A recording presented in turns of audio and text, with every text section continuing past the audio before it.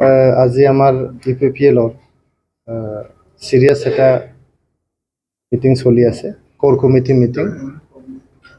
আমি কোৰ কমিটিত এতিয়া আমাৰ বিটিআৰ অঞ্চলত বা গোটেই অসমত যি ৰাজনৈতিক পৰিৱেশ চলি আছে, ইয়াৰ ওপৰত বিতংভাৱে আমি আলোচনা কৰিম। আলোচনা কৰি পেলাই আমি কিছুমান সিদ্ধান্ত ইয়াতে ল'ম। সিদ্ধান্তটো লৈ পেলাই আমি ভৱিষ্যতৰ কাৰ্যপন্থা আমি প্ৰস্তুত কৰিম। প্ৰস্তুত কৰি পেলাই যেনেকৈ আমি কাৰ্যপন্থা ইয়াতে প্ৰস্তুত কৰিম তেনেকৈ আমি কাম কৰি যাম।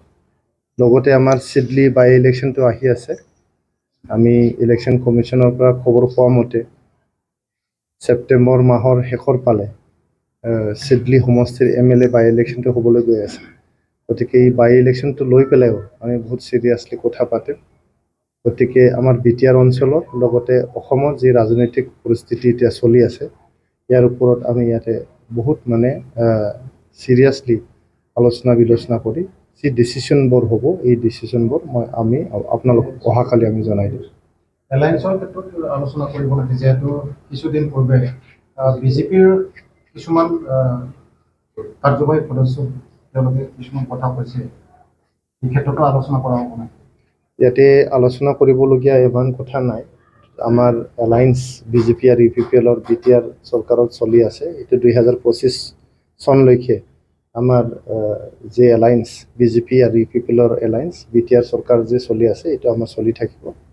অসমত যি চৰকাৰ আমাৰ NDA চৰকাৰ চলি আছে, বিজেপি AGP আৰু ইউপিপিএলৰ দিছপুৰৰ যে চৰকাৰ, এই চৰকাৰত আমাৰ ইউপিপিএলৰ পূৰ্ণ সমৰ্থন 2026 চনলৈকে আমাৰ থাকিব। দিল্লীতো যে NDA চৰকাৰ চলি আছে, আমাৰ যিখিনি 2জন MP আছে, তেখেতসকলে ধুনীয়াকৈ যে NDA চৰকাৰ চলি আছে, এই NDA চৰকাৰক সমৰ্থন কৰি তেখেতসকলে কাম কৰি যাব। তো গতিকে চৰকাৰৰ এলায়েন্সৰ ক্ষেত্ৰত ইয়াতে প্ৰশ্ন নাই। আৰু যিহেতু honourable chief minister of Assam আমাৰ ডক্টৰ হিমন্ত বিশ্ব শৰ্মা ছাৰে অলৰেডি ক'লে যে আমাৰ যিখিনি কাম কাজ এইবিলাক সুচাৰুৰূপে চলি থাকিব। কিন্তু 2025 চনৰ যি ইলেকশ্যন, এইটো বিজেপিয়ে নিজাববীয়াকৈ খেলিব। 2025 চনৰ ইলেকশ্যনটো খেলিব বুলি তেখেতে আমি এটা মিডিয়া দেখা পাইছোঁ। যদিও আমি এতিয়াও তেনেকুৱা অফিচিয়েলি বা সময়ো আছে বহুত, এতিয়াও 1.5 বছৰমান সময় আছে BTC ইলেকশ্যনলৈকে।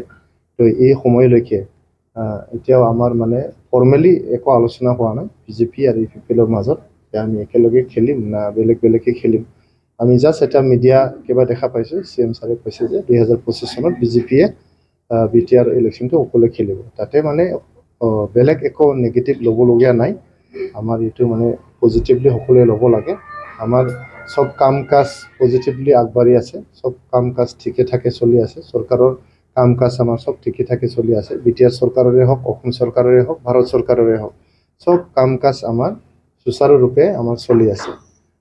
এইটো কথা যে সকলো ৰাজনৈতিক দলৰ এটা অধিকাৰ আছে, তেখেতসকলে নিজাববীয়াকৈ অকলে খেলিব বিচাৰে বা কাৰোবাৰ লগত এলায়েন্স কৰিব বিচাৰে, এইবিলাক সব পলিটিকেল ইকুৱেশ্যনছৰ ওপৰত ডিপেণ্ড কৰে। তো আমাৰ ইউপিপিএল পাৰ্টীয়ে এইবোৰ কথা সব লৈ পেলাই আজি কোৰ কমিটিত আলোচনা হৈ কিছুমান সিদ্ধান্ত ইয়াতে গ্ৰহণ কৰা হ'ব, চিৰিয়াছ কিছুমান সিদ্ধান্ত। আৰু এই সিদ্ধান্তবোৰৰ ওপৰতে যেনেকৈ মই কৈছোঁ কাৰ্যপন্থাবোৰ আমি অৱলম্বন কৰিম।